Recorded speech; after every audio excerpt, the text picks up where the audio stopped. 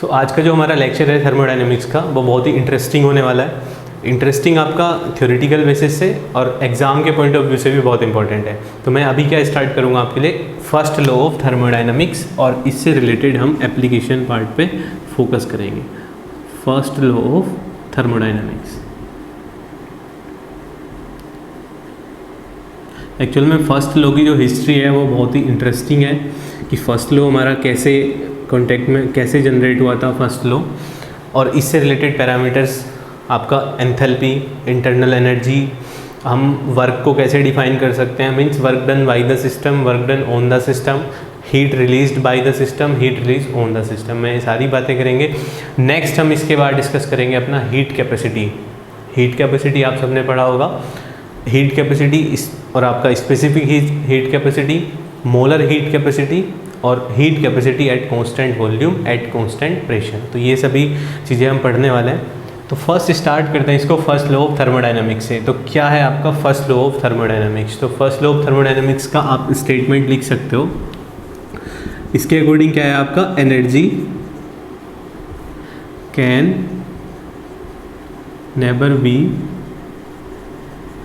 Created और destroyed but it can be converted from one form to another form। ये था इसका statement first law of thermodynamics का कि एनर्जी को आप ना ही क्रिएट कर सकते हैं ना ही उसको डिस्ट्रॉय कर सकते हैं। आप क्या कर सकते हैं, किसी भी टाइप की कोई भी हमारे पास एनर्जी है, हीट एनर्जी है, मैकेनिकल एनर्जी है, उस एनर्जी को हम किस टाइप से वन फॉर्म से अनदर फॉर्म में कन्वर्ट कर सकते हैं। मीन्स सपोज आपके पास हीट एनर्जी है तो आप हीट एनर्जी को मैकेनिकल एनर्जी में कन्वर्ट कर सकते हो। आपके पास मैकेनिकल एनर्जी है तो मैकेनिकल एनर्जी को आप हीट एनर्जी में कन्वर्ट कर सकते हो। तो ये स्टेटमेंट था हमारा फर्स्ट लॉ ऑफ थर्मोडायनेमिक्स का, बहुत ही इंपॉर्टेंट स्टेटमेंट है। और सेकंड इसको ऐसे भी बोल देते हैं, द एनर्जी ऑफ यूनिवर्स और any isolated system remains constant. कि यूनिवर्स की और आपके किसी भी आइसोलेटेड सिस्टम की एनर्जी क्या होगी, कांस्टेंट रहेगी।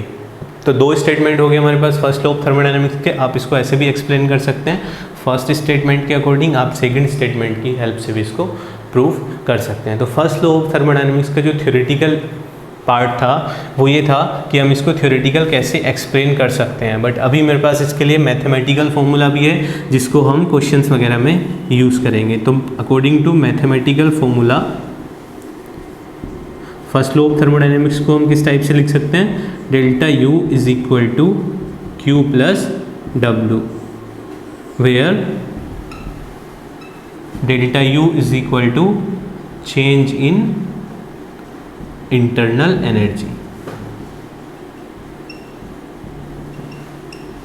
ठीक है, Q क्या है हमारे पास, हीट, W क्या है, वर्क, और W क्या होगा थर्मोडायनेमिक्स में माइनस के P इंटू डेल्टा V। ठीक है, ये मैथमेटिकल फॉर्मूला है आपका फर्स्ट लॉ ऑफ थर्मोडायनेमिक्स का, जिसके अकॉर्डिंग हमने कैसे एक्सप्लेन किया इसको कि डेल्टा U आपका किसको इक्वल है, Q plus W, where delta U क्या है आपका change in internal energy, Q क्या है आपका हीट, और W क्या है हमारे पास वर्क। W वर्क है, वर्क को किससे डिनोट करते हैं इसमें हम, minus P into delta V में प्रेशर इंटू वॉल्यूम चेंज। ठीक है, ये था हमारा फर्स्ट लॉ का थ्योरेटिकल स्टेटमेंट, उसका मैथमेटिकल फॉर्मूला, हम कैसे उसको एक्सप्रेस कर सकते हैं। इतनी बात क्लियर है यहाँ तक। देन अब एक नई टर्म हमारे पास इंट्रोड्यूस हुई, इंटरनल एनर्जी। तो इंटरनल एनर्जी को हम कैसे डिफाइन करेंगे, internal energy.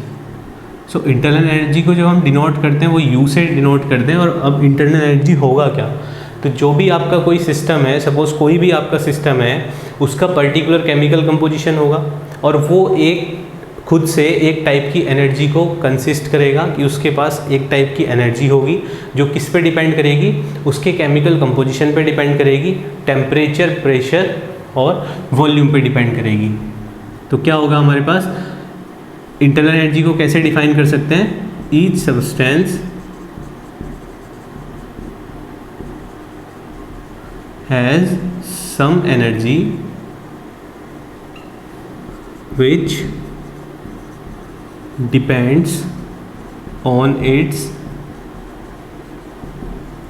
chemical nature as well as temperature, pressure, volume etcetera. काफ़ी सारे फैक्टर्स पे डिपेंड करती है आपकी। ईच सब्सटेंस के पास अपनी एक एनर्जी होगी, पर्टिकुलर एनर्जी होगी, जो किस पे डिपेंड करेगी, केमिकल नेचर पे, या आप ऐसे बोल सकते हैं उसके केमिकल कंपोजिशन पे, और किस किस पे डिपेंड करने वाली है, टेम्परेचर पे, प्रेशर पे एंड वॉल्यूम पे। इन सभी फैक्टर्स पे डिपेंड करेगी। तो इस टाइप की एनर्जी को क्या बोलेंगे हम, इंटरनल एनर्जी। इसको क्या बोलेंगे हम, इंटरनल एनर्जी। डिनोट किससे करते हैं हम इसको, यू से। और चेंज इन इंटरनल एनर्जी क्या होगा आपका, डेल यू। ये क्या होगा आपका, चेंज इन इंटरनल एनर्जी। इसको कैसे डिफाइन कर सकते हैं चेंज इन इंटरनल एनर्जी को। सपोज मेरे पास एक पैरामीटर ए है, एक पॉइंट ए है, सेकेंड पॉइंट क्या है मेरे पास, बी है।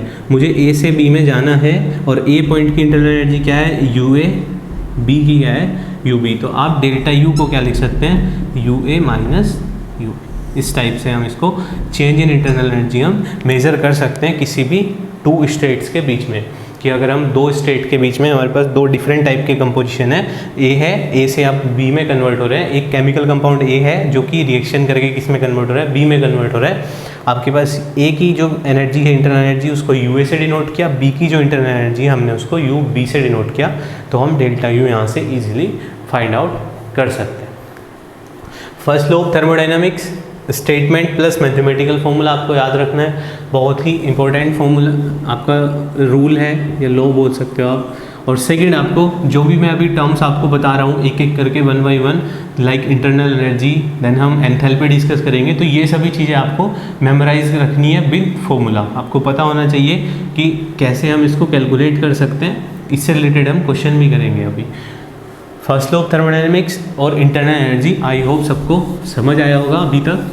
नेक्स्ट हमारे पास आगे बढ़ने से पहले इसी चैप्टर में कुछ IUPAC नोमेनक्लेचर है जो कि इम्पोर्टेंट है, आपके लिए जानना ज़रूरी है, उसकी बात कर लेते हैं। IUPAC nomenclature. IUPAC nomenclature organic में पढ़ा होगा, बट थर्मोडायनेमिक्स के केस में कैसे आ सकता है, तो उसके लिए हम किस पे बात करेंगे अभी, वर्क पे, हीट पे। और आपका किसका, वर्क और हीट की form, different heat, work and heat पे मैं डिस्कस करूँगा आपसे IUPAC नोमेनक्लेचर की। थर्मोडायनेमिक्स के अकॉर्डिंग वर्क और हीट को आप कैसे देख के पहचान सकते हैं कि ये सिस्टम, क्योंकि हमने दो चीज़ें पढ़ी थी, सिस्टम एंड सराउंडिंग। हमेशा माइंड में रखना है थर्मोडायनेमिक्स पढ़ते हुए दो चीज़ों को, सिस्टम एंड सराउंडिंग। सिस्टम जिस पे आप वर्क कर रहे हो, जिसके लिए आप प्रॉपर्टीज़ को मेजर कर रहे हो, सराउंडिंग जो सिस्टम को छोड़ के जो पूरा यूनिवर्स है वो क्या आपके लिए सराउंडिंग है। अगर मेरे पास हीट Q की वैल्यू क्या है, लेस देन 0, ठीक है, मीन्स Q क्या है हमारे पास, नेगेटिव में है, तो क्या होगा, हीट रिलीज्ड। तो क्या होगा, ये जो Q अमाउंट ऑफ हीट है जो कि नेगेटिव में है, वो क्या है, heat released by the system. अगर आपको कहीं पे Q की वैल्यू नेगेटिव में मिलती है तो उसका सीधा सा मीनिंग है थर्मोडायनामिक्स के केस में कि जो आपका सिस्टम है उसने जितनी अमाउंट ऑफ नेगेटिव आपकी हीट है या Q अमाउंट ऑफ हीट है वो क्या किया, उसने रिलीज किया है। ठीक है, अगर Q हमारा क्या है, ग्रेटर देन 0, मीन्स Q हमारा क्या होने वाला है, पॉजिटिव। पॉजिटिव का मीन्स क्या है, heat given to the system.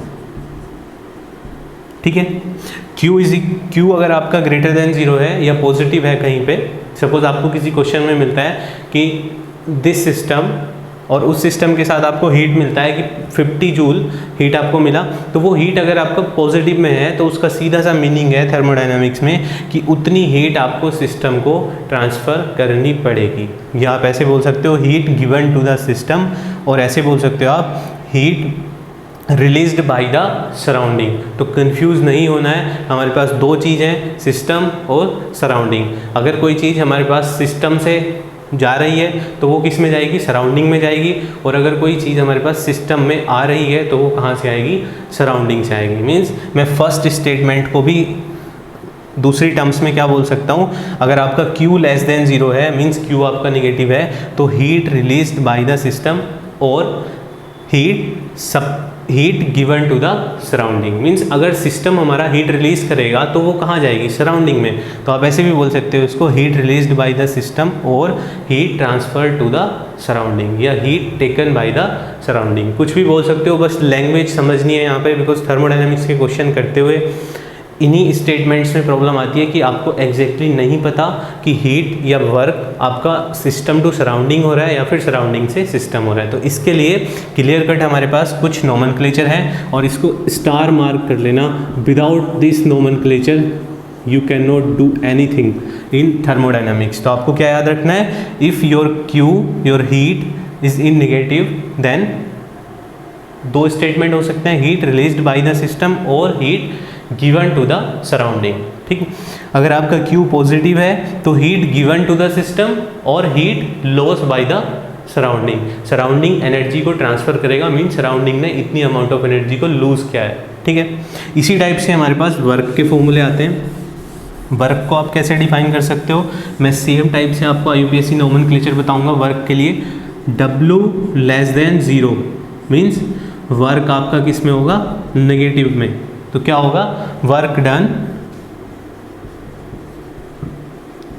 Done by the system, और W आपका पॉजिटिव में होगा, मीन्स वर्क आपका ग्रेटर देन 0 है, या वर्क आपका किस में है, पॉजिटिव में है, तो work done on the system.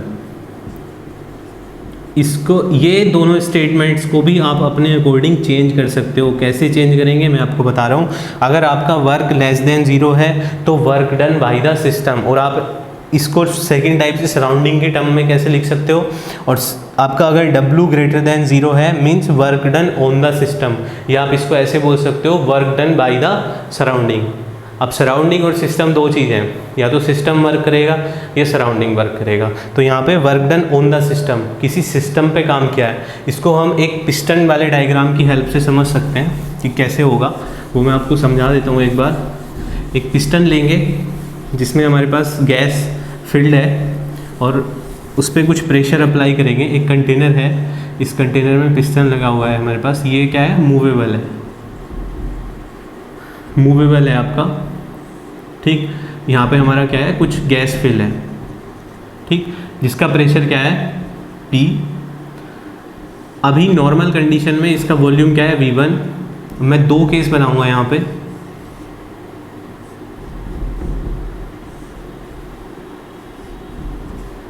इसके केस में क्या हो गया, अभी हमारे पास सेम टाइप से गैस है, और हमारा यहाँ वॉल्यूम क्या है इसका, V2।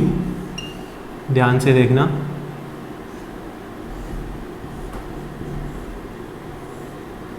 सेम टाइप से दोनों में जो पिस्टन है ये हमारा क्या है, मूवेबल पिस्टन है, इसमें भी मूवेबल बाउंड्री है। कल भी हमने लास्ट लेक्चर में भी हमने बात की थी मूवेबल बाउंड्री की। इसमें भी हमारा गैसियस मॉलिक्यूल है। ठीक है, ये वॉल्यूम क्या है आपका, सपोज V3। ठीक, अब मैं यहाँ से आपको समझाने वाला हूँ कि work done by the system और ऑन द सिस्टम कैसे होगा।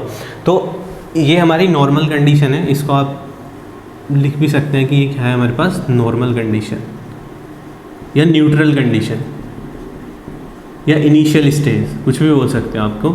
ये क्या है हमारे पास, इनिशियल स्टेज। ये हमारे पास फाइनल स्टेज है, ये भी मेरे पास क्या है, फाइनल स्टेज। अगर आपको दिख रहा होगा कि हमारे पास यहाँ पे कंसिडर क्या करना है आपको, same amount of gas present है, same amount of gas present है, ठीक। जो पिस्टन का इनिशियली जो पिस्टन का वॉल्यूम था V1 है, जहाँ तक आपका गैस फिल्ड है वो वॉल्यूम क्या है आपका V1 है। मैंने एक प्रोसेस इस पे अप्लाई किया कि मेरा वॉल्यूम क्या हो गया V2। तो यहाँ से आपको फर्स्ट इसको अगर मैं A केस कंसिडर करूँ A, और इसको मैं बोल देता हूँ B केस, तो 4A आपको क्या चेंज दिख रहा है A में, इनिशियल कंडीशन और फाइनल कंडीशन में A प्रोसेस में आपको क्या चेंज दिख रहा है कि V2 लेस देन क्या है V1। दूसरी टर्म्स में क्या किया आपने, इस पिस्टन पे बाहर से क्या किया हमने, इस पर प्रेशर अप्लाई किया है, प्रेशर अप्लाई करने पे क्या होगा, ये पिस्टन आपका नीचे की डायरेक्शन में मूव करेगा। और अभी आपके पास जो वॉल्यूम है V2, जो कि पिस्टन और जिस वॉल्यूम में गैस फिल्ड है वो वॉल्यूम क्या है V2 है, और इनिशियल वॉल्यूम क्या था हमारे पास V1 है। तो V2 क्या होगा आपका लेस देन V1 होगा, ठीक है। B प्रोसेस की अगर मैं बात करूं तो B प्रोसेस में क्या हुआ है कि अगर आप फोकस करेंगे V1 पे और V3 पे, इनिशियल वॉल्यूम V1 था, फाइनल वॉल्यूम क्या हुआ है हमारे पास V3 क्या है आपका ग्रेटर देन V1। मीन्स कुछ ऐसा प्रोसेस हुआ है कि यहाँ से हमारे जो सिस्टम था जो इस कंटेनर में हमारी गैस फिल थी, उस कंटेनर ने पिस्टन को पुश किया है ऊपर की डायरेक्शन में, और हमारा वॉल्यूम क्या हो चुका है अभी V3। तो आपको यहाँ से दो चीज़ें क्लियरली पता चली होंगी कि in case of A when we apply a pressure from upward direction, जब हम अपवर्ड डायरेक्शन से प्रेशर अप्लाई कर रहे हैं तो ये पिस्टन कहाँ मूव कर रहा है आपका नीचे की डायरेक्शन में। मीन्स अगर ये मेरा सिस्टम है और अगर आप सिस्टम पे वर्क कर रहे हो, ये होगा आपका work done on the system, कि आप सिस्टम है हमारे पास टोटल, आप इस सिस्टम पे वर्क कर रहे हो, ऊपर से आप कोई एक्सटर्नल प्रेशर अप्लाई कर रहे हो, तो इस वाली टर्म को बोलेंगे हम work done on the system. जैसे मैंने यहाँ बताया था आपको कि W अगर आपका पॉजिटिव है तो क्या होगा work done on the system, और यहाँ से हम इसको क्लियरली समझ सकते हैं कि work done on the system हम कैसे एक्सप्लेन कर सकते हैं, और work done on the system positive भी कैसे होगा मैं ये भी आपको बताऊँगा अभी। नेक्स्ट अगर हम B प्रोसेस की बात करें तो B प्रोसेस में क्या है हमारे पास कि जो सिस्टम है, जो हमारे पास सिस्टम है वो खुद से प्रेशर अप्लाई कर रहा है खुद। आप ऐसे बोल सकते हो कि सिस्टम प्रेशर एक्सर्ट करा के पिस्टन को ऊपर की डायरेक्शन में मूव कर रहा है, अपवर्ड डायरेक्शन में मूव कर रहा है। मीन्स सिस्टम हमारा वर्क कर रहा है पिस्टन पे, या सिस्टम हमारा वर्क कर रहा है सराउंडिंग पे, तो इसको बोल सकते हो आप कि work done by the system. तो दोनों टर्म क्लियर है, work done on the system और work done by the system. अब यहाँ से मैंने वैल्यू क्या लिखी है पॉजिटिव और नेगेटिव, ये भी देख लेते हैं कैसे आएगी। तो सबसे पहले बात करते हैं A प्रोसेस के लिए। A प्रोसेस क्या है आपका, अगर A प्रोसेस की बात करें तो ये क्या है work done on the system, समझ आया इतना। और अगर मैं B प्रोसेस की बात करूं तो B प्रोसेस क्या है हमारे पास work done by the system. B process में सिस्टम वर्क कर रहा है पिस्टन को ऊपर मूव कराने के लिए, और A प्रोसेस में सराउंडिंग सिस्टम पे वर्क कर रहा है पिस्टन को नीचे मूव कराने के लिए, ठीक है। वर्क का फॉर्मूला क्या होगा आपका W equals to minus P delta V। Delta V को हम कैसे लिख सकते हैं V2 माइनस V1। इतनी बात क्लियर है। अगर आपको प्रोसेस A के लिए V2 माइनस V1 की वैल्यू चाहिए तो क्या होगी प्रोसेस A के लिए V2 minus V1, obviously B2 आपका लेस देन है V1 से, तो प्रोसेस A के लिए for process A V2 minus V1 क्या होगा ऑलवेज लेस देन 0, मीन्स आपका नेगेटिव वैल्यू होगी। तो W is equal to minus P into minus delta V, क्या हो जाएगा W equals to plus P delta V, ठीक है। तो W इक्वल्स टू प्लस आ गया। ये कौन सा प्रोसेस था हमारा work done on the system, और यहाँ से भी हमने यही चीज़ देखी है हमारा कि अगर हमारे पास क्या है work done on the system है तो प्रोसेस क्या होगा आपका पॉजिटिव होगा, मीन्स वर्क आपका क्या होगा ऑलवेज पॉजिटिव होगा। सेम टाइप से अगर हम बात करते हैं प्रोसेस B की, तो प्रोसेस B में भी वर्क कैलकुलेट कर सकते हैं। देखते हैं प्रोसेस B में क्या होगा। तो फॉर प्रोसेस B में आप कैसे बता सकते हो W equals to minus P V2 minus V1। इसके केस में हमारे पास V3 और V1 है, तो हमने V3 minus V1 means final minus initial, ठीक है। आपको पता है कि V3 क्या है ग्रेटर देन किससे V1 से है, तो V3 माइनस V1 क्या होने वाला है ऑलवेज पॉजिटिव, मीन्स डब्लू क्या होने वाला है, ऑलवेज नेगेटिव। अगर हमने ये स्टेटमेंट बोला था कि W लेस देन 0 है तो work done by the system होगा। तो नेक्स्ट केस हमने देखा कि हमारा W is equal to negative है, तो उसके केस में क्या हो रहा है, work done by the system. तो work done on the system और work done by the system आपको दोनों समझ आ गए होंगे अभी तक।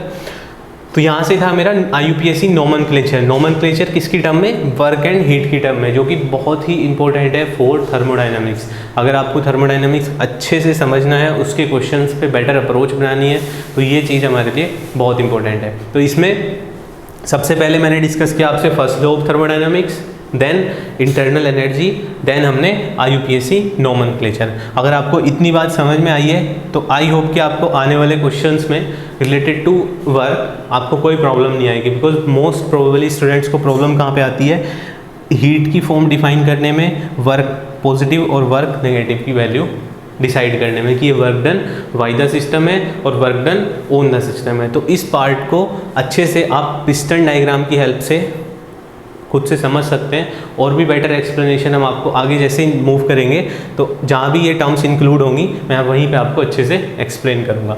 नेक्स्ट जो मेरे पास टर्म है इसमें वो है आपकी enthalpy. Enthalpy term I hope सबने सुना होगा, आप जब थर्मोडायनामिक्स पढ़ते हैं 12th स्टैंडर्ड से, देन ग्रेजुएशन में, देन पोस्ट ग्रेजुएशन में, तो सभी जगह ये बेसिक टर्म्स यूज़ होती हैं, इंटरनल एनर्जी, आपकी एंथैल्पी, इस टाइप से। तो नेक्स्ट हमारे पास टर्म क्या है अपनी, एंथैल्पी। एंथैल्पी को डिनोट किससे करते हैं, H से। नेक्स्ट टर्म है इसमें डिस्कस करने के लिए हमारे पास एंथैल्पी, ये भी एक इम्पोर्टेंट पैरामीटर है। इसको डिनोट किससे करते हैं हम, H से, और H की वैल्यू किसकी इक्वल होती है, U प्लस PV। ठीक है, तो ये इसकी डेफिनेशन हम कैसे बना सकते हैं, या फिर मैं सिंपलेस्ट वे में बताता हूँ कि total energy stored in a system. Simplest definition है इसकी, total energy stored in a system. Enthalpy क्या होगा आपका, internal energy plus P into V वाली टर्म में जो एनर्जी हमारे पास आएगी उन दोनों का सम होगी, मीन्स ऑलवेज इंटरनल एनर्जी से ग्रेटर देन होगी। और आप ऐसे भी बोल सकते हैं इसको कि total energy stored in a system. अब क्या होता है कि अगर हम एंथैल्पी चेंज की बात करते हैं, जैसे हमने इंटरनल एनर्जी चेंज की बात की, तो ये हो जाएगा हमारे पास फॉर्मूला।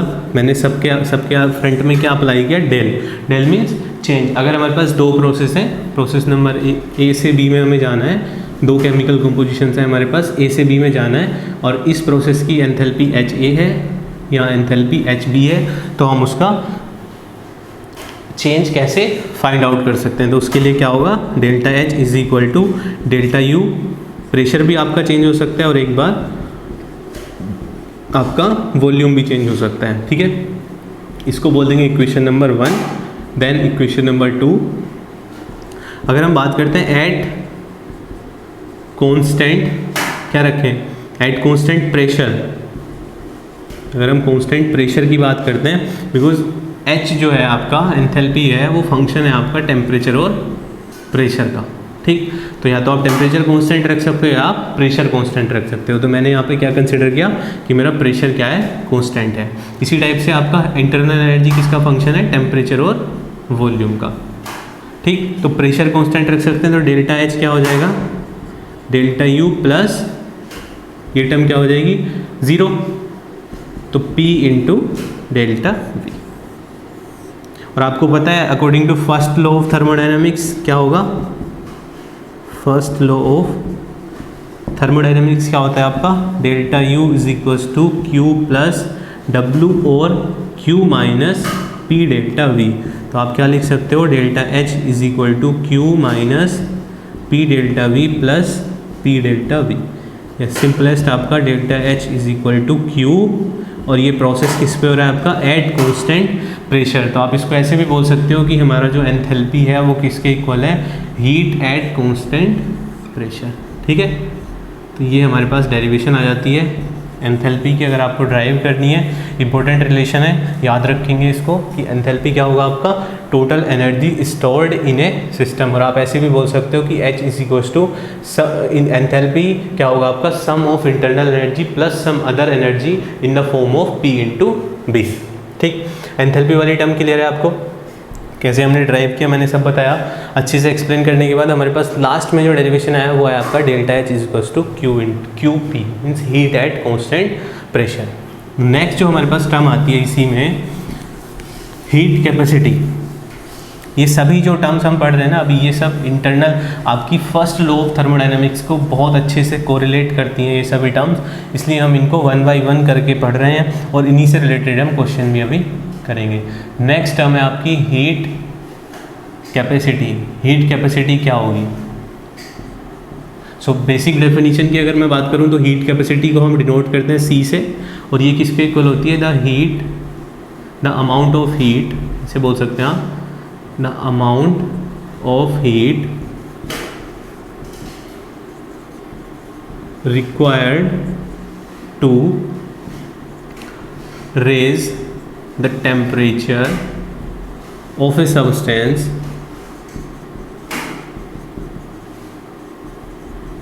by 1 डिग्री सेल्सियस और 1 केल्विन।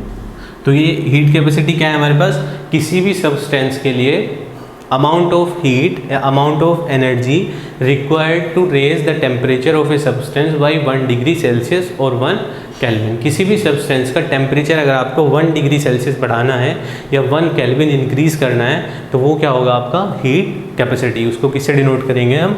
हीट कैपेसिटी से। फॉर्मूला क्या है इसका? C is equal to Q over delta T। Delta T क्या है हमारा? Temperature change. टेम्परेचर चेंज को कैसे डिनोट करते हैं हम? T2 minus T1। सपोज कोई सब्सटेंस हमारा 60 डिग्री सेल्सियस पे है तो आपको उसको 61 पे पहुंचाना है, तो उसके लिए आपको कितनी अमाउंट ऑफ हीट की रिक्वायरमेंट पड़ेगी उसको क्या बोलेंगे हम? Heat capacity. और हीट कैपेसिटी आपका डिपेंड करेगा सब्सटेंस टू सब्सटेंस। मीन्स जैसे हमने इंटरनल एनर्जी को पढ़ा था कि आपका इंटरनल एनर्जी क्या है, उसके केमिकल कंपोजिशन पे डिपेंड करती है, प्रेशर, टेम्परेचर, वॉल्यूम, काफ़ी सारे फैक्टर्स पे कंबाइनली डिपेंड करती है। सेम टाइप से हमारे पास हीट कैपेसिटी है। ईच सब्सटेंस की हीट कैपेसिटी डिफरेंट होगी बिकॉज सभी का केमिकल कंपोजिशन क्या है आपका? डिफरेंट है। तो जनरल हम ऐसे डिफाइन कर सकते हैं इसको, C is equal to Q over delta T। और यूनिट की बात करें तो हीट किस में होगी आपकी? जूल में, और टेम्परेचर किस में होगा आपका? केल्विन में। तो जूल केल्विन इनवर्स आप बोल सकते हो उसको। Heat is equal two joule into kelvin inverse. Heat capacity की यूनिट भी हो गई है। हीट कैपेसिटी को फॉर्मूले से कैसे लिखेंगे वो भी मैंने बता दिया है। डेफिनेशन भी यहाँ पे क्लियर हो गई है, और आपका डिनोट कैसे करेंगे उसको ये भी हो गया। अभी क्या है कि हीट कैपेसिटी आपने ब्रॉड टर्म में पढ़ ली कि हीट कैपेसिटी क्या होगी। अभी हीट कैपेसिटी अगर आपको एक पर्टिकुलर एरिया की चाहिए या कुछ पर्टिकुलर एक सब्सटेंस के कुछ पर्टिकुलर पार्ट की हीट कैपेसिटी चाहिए तो उसको क्या बोलते हैं हम? Specific heat capacity. Specific heat capacity. Definition आपकी सेम होने वाली है, कुछ भी चेंज नहीं आएगा। बस क्या होगा आपका? The amount of heat required to raise the temperature of a 1 gram substance. Definition देख लेते हैं इसकी फिर से। The amount of heat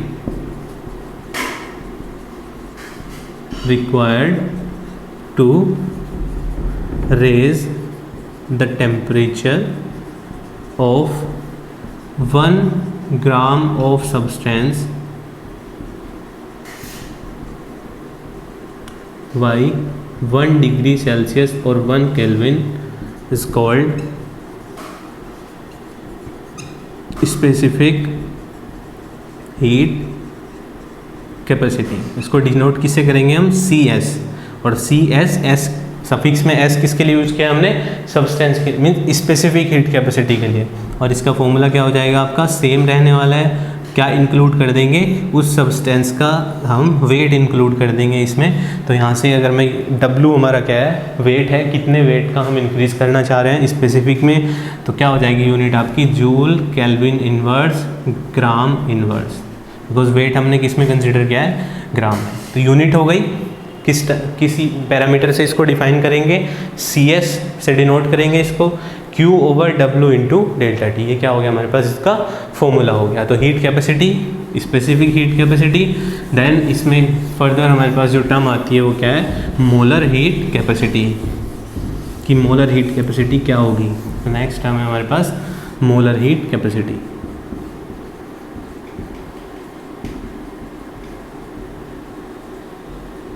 molar heat capacity क्या होगी, the amount of heat, same type से डेफिनेशन रहने वाली है आपकी, कुछ भी नहीं चेंज होगा, बस क्या चेंज होगा, raise the amount of heat required to raise the temperature of 1 mole of substance by 1 degree Celsius और 1 kelvin is called your molar heat capacity. और डिनोट किससे करेंगे इसको, CM, M मीन्स मोलर, तो क्या हो जाएगा Q/N into delta T। Formula कैसे डिनोट करेंगे, CM से, फॉर्मूला सेम रहेगा, बस क्या एक्स्ट्रा टर्म क्या आई है, N क्या होगा हमारे पास, नंबर ऑफ मोल्स, यूनिट क्या हो जाएगी, joule, kelvin inverse, mole inverse. ठीक है, नेक्स्ट हमारे पास टर्म आती है, अब अगर मैं रिलेट करूँ इन सभी चीज़ों को, हीट कैपेसिटी को, स्पेसिफिक हीट कैपेसिटी को और मोलर हीट कैपेसिटी को, तो इसमें एक चीज़ कॉमन है मेरे पास, Q is equal to C into delta T is equal to CS into W into delta T is equal to CM into N into delta T। आप ऐसे बोल सकते हो कि हीट क्या होगी, इन case of specific heat capacity C into delta T, specific के case में W से आप मल्टीप्लाई कर देंगे और मोलर के केस में आप N से मल्टीप्लाई कर देंगे। तो हमारे पास हमने तीनों टर्म्स पढ़ी, तीनों को एक साथ हमने रिलेट भी कर लिया यहीं पे कि मोलर हीट कैपेसिटी, आपको हीट कैपेसिटी और स्पेसिफिक हीट कैपेसिटी आपस में रिलेट कैसे हो सकती है। देन मोलर हीट कैपेसिटी को आप दो तरह से डिफाइन कर सकते हैं, at constant pressure and at constant volume. दो तरह से डिफाइन कर सकते हैं, at constant pressure and at constant volume. ठीक, देखते हैं अभी दोनों तरह से हम इसको कैसे डिफाइन करेंगे।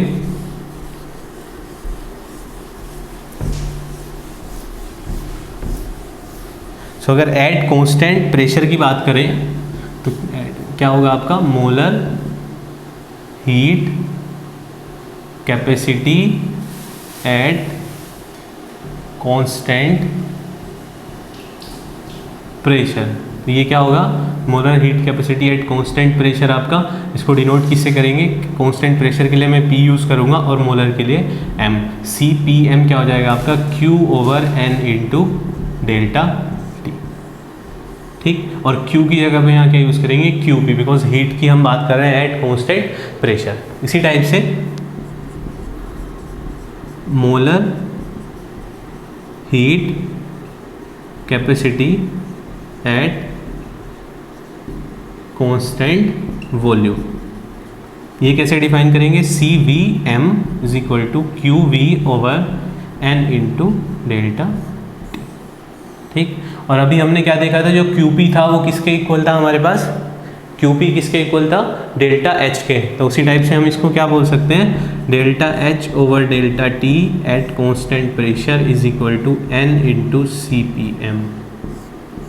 ठीक है, ये भी बोल सकते हैं। और QV हमारा किसके इक्वल होता है, इंटरनल एनर्जी के, तो हम इसको बोल सकते हैं del U/del T at constant volume is equal to N into CVM। ये हमारे पास टर्म आई आपकी क्वेश्चन 1 बोल सकते हो इसको, क्वेश्चन 2। ठीक, तो यहाँ से हमने डिफाइन किया आपका molar heat capacity at constant pressure and molar heat capacity at constant. So अभी तक हमने देखा कि आपका molar heat capacity constant volume पे क्या होगा, कांस्टेंट प्रेशर पे क्या होगा, और आपका टोटल मोलर हीट कैपेसिटी, हम जनरल मोलर हीट कैपेसिटी कैसे डिफाइन कर सकते हैं। ये जो फॉर्मूले लिखे हैं आपके, ये स्पेसिफिक हीट कैपेसिटी और मोलर हीट कैपेसिटी से हमने नॉर्मल हीट कैपेसिटी को रिलेट किया था। सभी फॉर्मूलेज आपके सामने हैं। इससे रिलेटेड कोई भी अगर आपको क्वेश्चन करना है तो फोकस कहाँ पे करना है, आपको यूनिट पे फोकस करना है और आपको इन सभी के वैल्यूज़ पे फोकस करना है कि अगर वो स्पेसिफिक की बात करेगा तो हमें उसमें W से मल्टीप्लाई करनी पड़ेगी, और अगर वो आपकी मोलर की बात करेगा तो आपको नंबर ऑफ मोल्स से मल्टीप्लाई करना पड़ेगा। अब नेक्स्ट जो इसमें है, जो आपकी मोलर हीट कैपेसिटी है eight constant pressure at constant volume, तो वो हम क्वेश्चन उस पर किस टाइप के आएंगे, थोड़ा सा उस क्वेश्चन के पॉइंट ऑफ व्यू से इन दोनों को डिस्कस कर लेते हैं कि क्वेश्चन आपके किस टाइप के आने वाले। और उसके एक तो डायरेक्ट बेस्ड क्वेश्चन है, आपके डायरेक्ट फॉर्मूला बेस्ड क्वेश्चन है, जो आपको नॉर्मली पूछेगा कि आपका heat capacity at constant volume बताओ। जब आपकी एट कांस्टेंट वॉल्यूम पे हीट इतनी है, नंबर ऑफ मोल्स गिवन होंगे आपको और टेम्परेचर डिफरेंस भी आपको गिवन होगा। अब सपोज दो टेम्परेचर की बात करते हैं, जब हम टेम्परेचर डिफरेंस पे आते हैं, सो मैं आपसे सबसे फर्स्ट इक्वेशन के अकॉर्डिंग हम डिस्कस करेंगे कि DH क्या होगा आपका NCPM dt। इतनी बात क्लियर है। DH जब भी आएगा और CP जब भी इंक्लूड होगा तो आपको क्या होगा, कांस्टेंट प्रेशर की हम बात कर रहे हैं। ये बात ध्यान रखना, अगर कहीं पे CPM लिखा है तो हम ऑलवेज किसकी बात करेंगे, एट कांस्टेंट प्रेशर। अगर कहीं पे CVM लिखा है तो एट कांस्टेंट वॉल्यूम। सपोज आपके पास अभी एक ऐसा सिस्टम है जिसमें T1 and T2 to temperature included है और आपको कैलकुलेट करना है difference in heat capacity, difference in enthalpy. तो आप क्या करोगे, DH इसको इंटीग्रेट करेंगे हम कहाँ से, सपोज A सिस्टम के लिए H1 है और H1 से H2 वेरी कर रही है और आपका N कांस्टेंट रहने वाला है, CPM कांस्टेंट रहने वाला है आपका, और DT क्या होगा आपका, T1 से T2। ठीक है, ये केस कब है आपका, जब CPM क्या है आपका, इंडिपेंडेंट ऑफ टेम्परेचर, जब ये टेम्परेचर पे डिपेंड नहीं कर रहा है। जब क्या होगा आपका, इस टाइप से इंटीग्रेशन हो जाएगा तो क्या होगा, DH इज इक्वल टू, या आप इसको ΔH लिख सकते हो, H2 माइनस H1 ऐसे भी लिख सकते हो आप इसको, और H2 minus H1 is equal to NCPM क्या हो जाएगा आपका, T2 माइनस T1। तो क्या फॉर्मूला बन गया हमारे पास, H2 minus H1 is equal to NCPM T2 minus T1। ठीक है, जब आपको दो केसेस बताओगे कि A और B, A से B में चेंजेस हो रहा है, तो A के लिए पैरामीटर है H1T1, B के लिए पैरामीटर है आपका H2T2, और जो CPM है वो आपका कॉमन है, मीन्स क्या है, इंडिपेंडेंट ऑफ टेम्परेचर है। यहाँ पे हम नंबर ऑफ मोल्स की बात करेंगे, तो इसके केस में आप इस फॉर्मूले को अप्लाई कर सकते हो। ये हो गया आपका फॉर्मूला नंबर 3। ठीक है, नेक्स्ट अगर मैं कंसिडर करूँ, लेट अस कंसीडर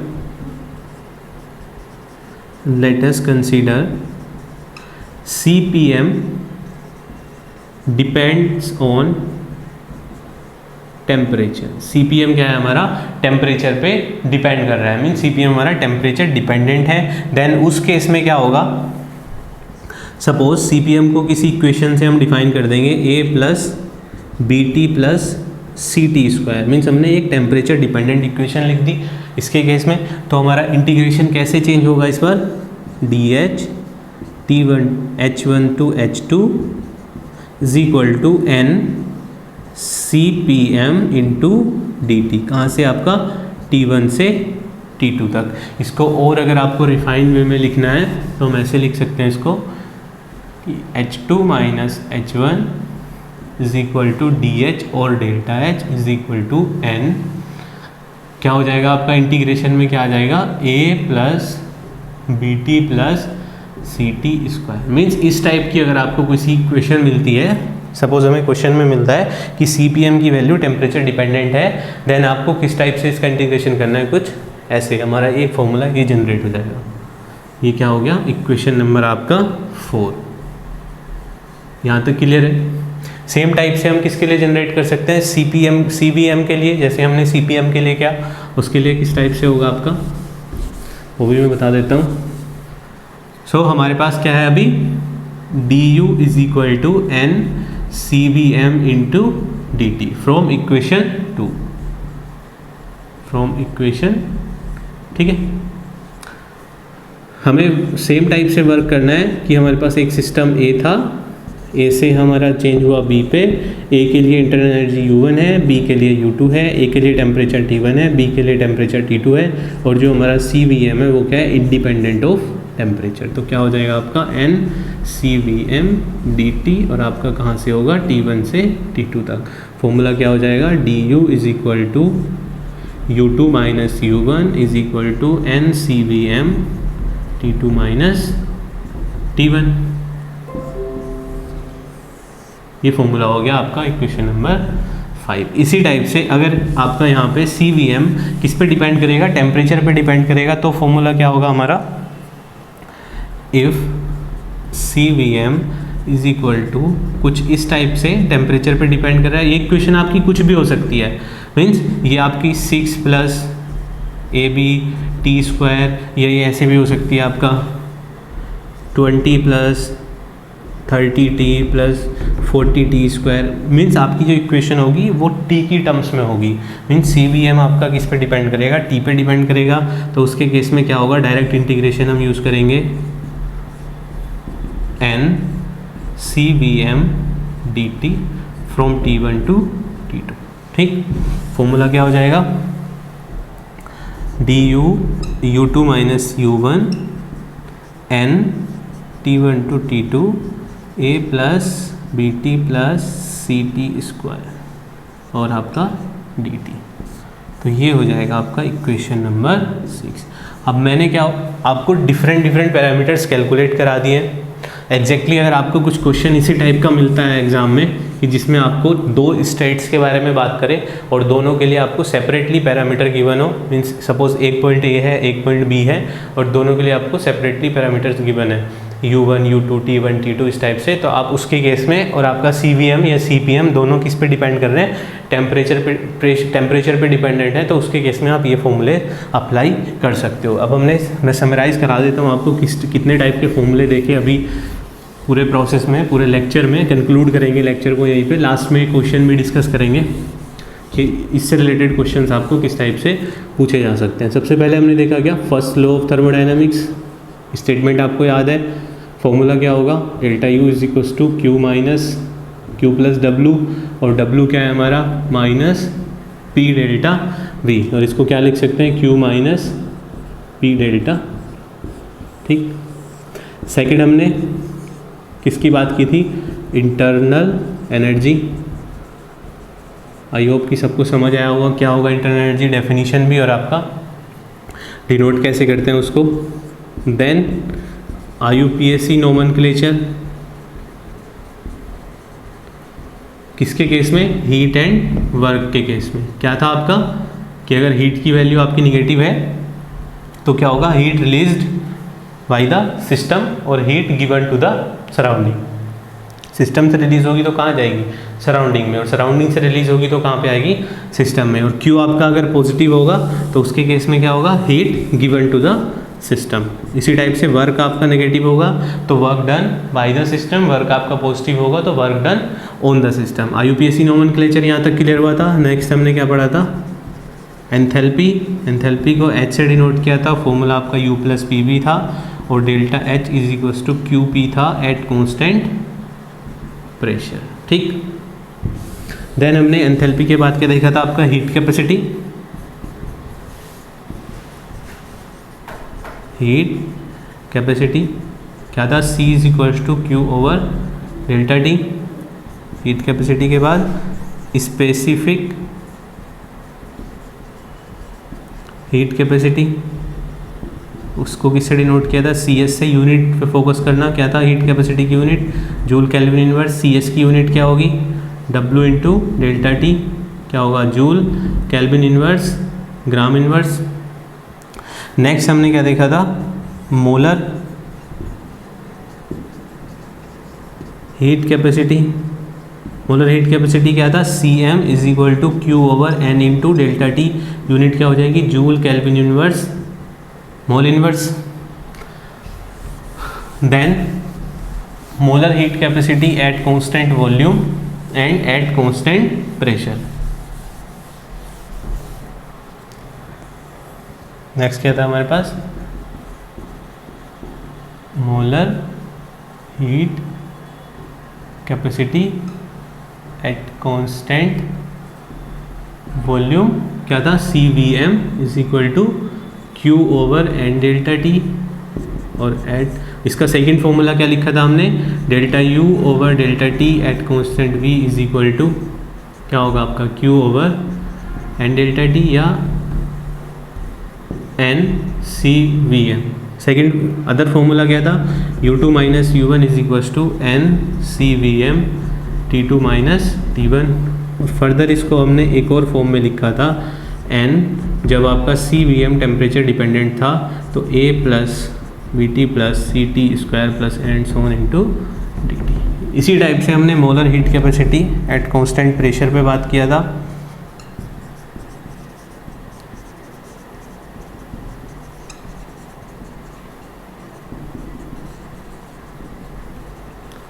वो क्या था हमारा CPm is equal to Q/N delta T। Same type से था, बस हीट को किस में लेंगे हम, एट कांस्टेंट प्रेशर में। फॉर्मूला क्या था आपका, डेल H/डेल्टा T at constant pressure is equal to क्या होगा आपका NCPm। सेकेंड टाइप से हमने कैसे लिखा था इसको, H2 minus H1 is equal to NCPm T2 minus T1। When हम टू स्टेट्स की अगर हम बात करेंगे, और अगर आपका CPm टेम्परेचर डिपेंडेंट होगा तो इसको किस टाइप से लिख सकते हैं, BT plus CT² into DT। ठीक है, तो अभी तक हमने ये डिस्कस किया इस पूरे लेक्चर में। सभी पॉइंट्स आपके इंपॉर्टेंट पॉइंट्स हैं आपके क्वेश्चन के बेसिस पे भी, और जनरल आपको थर्मोडायनामिक्स समझने के अकॉर्डिंग भी। तो अभी मैं आपसे, शायद इस कुछ लोगों को यहाँ कन्फ्यूज़न हो रहा होगा इस टर्म में कि CVM टेम्परेचर डिपेंडेंट कैसे होगा या CPM टेम्परेचर डिपेंडेंट कैसे होगा। तो मैं इसके लिए आपके साथ एक क्वेश्चन डिस्कस करूंगा जिसमें आपको ये वाली टर्म क्लियर हो जाएगी कि आपको इक्वेशन की फॉर्म में वैल्यूज़ कैसे मिलेंगी। अदरवाइज़ यहाँ पे जितने भी फॉर्मूले हैं आपके, सबसे डायरेक्ट फॉर्मूला बेस्ड क्वेश्चन आएगा। बस आपको मेन फोकस किस पॉइंट पे करना है, आपको IUPAC नोमेनक्लेचर पे फोकस करना है कि वर्क डन और हीट की टर्म्स को बहुत ही केयरफुली समझना है कि work done by the system और ऑन द सिस्टम किस टाइप से हम डिफाइन करेंगे। सेकेंड थिंग, यूनिट्स पे फोकस करना है। यूनिट की हेल्प से आपको पता चलेगा कि वो स्पेसिफिक हीट की बात कर रहा है, मोलर हीट कैपेसिटी की बात कर रहा है या नॉर्मल हीट कैपेसिटी की बात कर रहा है। ठीक है, तो 2 पॉइंट्स हुए यहाँ पे। आपको IUPAC नोमेनक्लेचर अच्छे से पता होना चाहिए किसके केस में, फर्स्ट लॉ ऑफ थर्मोडायनामिक्स को अप्लाई करने में। देन आपको यूनिट्स पे फोकस करना है हीट कैपेसिटीज़ की, और उसके बाद ये जहाँ पे आपको कॉम्प्लिकेशंस है, आई होप कि यहाँ पे कॉम्प्लिकेशन होगा, तो मैं इससे रिलेटेड आपको एक क्वेश्चन डिस्कस कर लेता हूँ जिसमें हम बात कर लेंगे कि जब हमारा CVM टेम्परेचर पे डिपेंडेंट है तो उसके केस में आप इसको सॉल्व कैसे कर सकते हैं, हम पैरामीटर्स की वैल्यू कैसे फाइंड आउट कर सकते हैं। हमने डिस्कस किया था अभी कि CVM हमारा टेम्परेचर पे डिपेंडेंट कैसे होगा, उसी से रिलेटेड मेरे पास एक क्वेश्चन है। क्वेश्चन क्या है हमारे पास कि CVM की मुझे वैल्यू गिवन है कि 6 + BT joule kelvin inverse mole inverse है, जहां आपको N मोल्स की वैल्यू दी हुई है N = 1, और 2 डिफरेंट टेम्परेचर दिए हुए हैं T1 और T2, 200 केल्विन एंड 250 केल्विन। और क्या कैलकुलेट करना है मुझे, find out the value of B। आपको B की वैल्यू फाइंड आउट करनी है जो कि टेम्परेचर के साथ में आपका एक कॉन्स्टेंट है, और इसके लिए हमें हीट एट कॉन्स्टेंट वॉल्यूम भी गिवन है। तो बेसिकली हमें क्या क्या गिवन है, CVM क्या है आपका 6 + BT joule kelvin inverse mole inverse, QV heat at constant volume 42,000 joule mole inverse. With units आपको देखना है अभी कि कैसे हम कन्वर्ट कर सकते हैं। T1 क्या होगा आपका 200 केल्विन, T2 क्या होगा 250 केल्विन, और N क्या है हमारे पास 1 मोल। ठीक, तो हमें डायरेक्टली फॉर्मूला अप्लाई करेंगे। फॉर्मूला कैसे अप्लाई होगा आपका, सबसे पहले आपको फॉर्मूला याद होना चाहिए। फॉर्मूला क्या है आपका, DU = क्या होगा, सबसे पहले नॉर्मल जनरल फॉर्मूला लिख लेते हैं। अगर फॉर्मूले में आपको प्रॉब्लम आती है तो सबसे पहले क्या करो, जनरल फॉर्मूला लिखो, उसकी हेल्प से हम फाइंड आउट कर सकते हैं। जनरल फॉर्मूला हमारा ये था, मैंने क्या बोला था आपको, DU = NCVM dt। ठीक है, DU को इंटीग्रेट किया था कहाँ से, U1 to U2, और क्या आया था आपका N इंटू क्या होगा, CVM क्या है आपका, इस पर टेम्परेचर डिपेंडेंट है, वो क्या होगा 6 + BT इंटू DT। N की वैल्यू हमें पता है क्या होने वाली है, N = क्या होने वाला है 1, और आपको क्या गिवन है हमें, QV एट कॉन्स्टेंट वॉल्यूम हमें क्या गिवन है 42,000। ठीक है, इतनी वैल्यू हमें गिवन है। जनरल फॉर्मूला क्या था हमारा हीट कैपेसिटी का, CVM = QP/ क्या होगा यहाँ से N इंटू डेल्टा T। तो अभी क्या करते हैं, अभी यहाँ से हमारे पास QP है, N की वैल्यू है, डेल्टा T हमारे पास है, तो हम CVM फाइंड आउट कर लेते हैं। CVM क्या होगा 42,000 divided by 1 into temperature difference क्या हो जाएगा आपका 250 से 200 पे 50, और यूनिट्स पे फोकस करना जूल मोल इनवर्स, और नीचे क्या आएगा आपका केल्विन। ठीक है, तो CVM क्या हो जाएगा आपका, डिवाइड करेंगे जब इसे, यहाँ से आप डिवाइड करेंगे जब 5 से इसको, तो आपको वैल्यू क्या मिल जाएगी, इतना joule kelvin inverse mole inverse. ठीक है, अब हमारे पास CVM की जो वैल्यू है वो भी joule kelvin inverse mole inverse में गिवन है, और जो CVM हमने फाइंड आउट किया उसकी वैल्यू भी मुझे joule kelvin inverse mole inverse में गिवन है। दोनों को आप इक्वेट कर देंगे 6 + BT = 840, तो यहाँ से आपको टेम्परेचर की वैल्यू अपनी मिल जाएगी। अब प्रॉब्लम क्या है, कई बार क्या होता है हमारे पास कि इस इक्वेशन को आपको इंटीग्रेट करना पड़ता है। मीन्स आपसे अगर डायरेक्टली यहाँ पे du की वैल्यू पूछ लेगा तो आपको इस इक्वेशन को इंटीग्रेट करना पड़ेगा, उसमें आपको u1 और u2 की वैल्यू गिवन होगी। मीन्स आपको इंटरनल एनर्जी चेंज गिवन होगा, या फिर आपको पर्टिकुलर एक स्टेट की इंटरनल एनर्जी पता होगी। सपोज आपको u1 पता है, आपको u2 फाइंड आउट करना है, इस टाइप से आपको पूरा गिवन होगा। तो इस टाइप के क्वेश्चन, बेसिक मेरा मोटिव क्या था यहाँ से ये बताने का कि आपका CVM इस टाइप से टेम्परेचर पे डिपेंड कर सकता है, और अगर वो टेम्परेचर पे डिपेंड करेगा तो हमारे पास फॉर्मूला क्या बनता है, ये वाला, जिसकी हेल्प से हम फाइंड आउट कर सकते हैं अपनी वैल्यूज़ को। तो ये था हमारे पास इस क्वेश्चन का कंप्लीट सॉल्यूशन।